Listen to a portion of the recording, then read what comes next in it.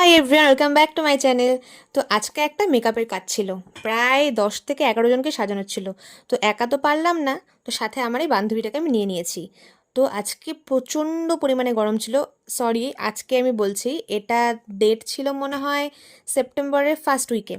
তো ভিডিওটা আমার পোস্ট করা হয়নি। যাই হোক, সেই দিন বিভৎস গরম ছিল, বিভৎস মানে বিভৎস পরিমাণে গরম ছিল। আর আমি একটু ভয়ে ছিলাম, মানে ভয়ের মধ্যে আমার মেকআপ করাতে যেতে খুব ভয় লাগে।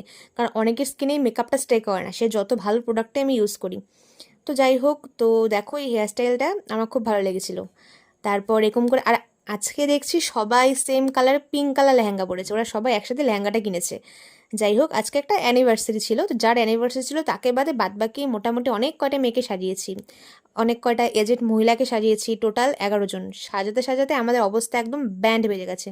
তারপরে আর কি সাজানোর শেষ, মা এসে পড়েছে। তারপরে মেকআপ করার পরে জঘন্য অবস্থা।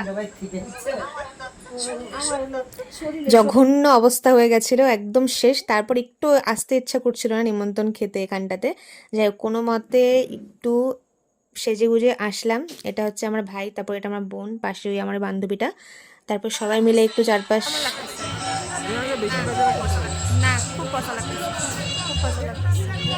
বিভৎস গরম, গরমে আমি কিন্তু কিচ্ছু মেকআপ করিনি, শুধু লিপস্টিক পরেছিলাম। মুখ থেকে ঘাম চুয়ে চুয়ে পড়ছিল, অনেক কষ্টে কোনো মতে খেয়ে দিয়ে এখান থেকে বের হয়েছি।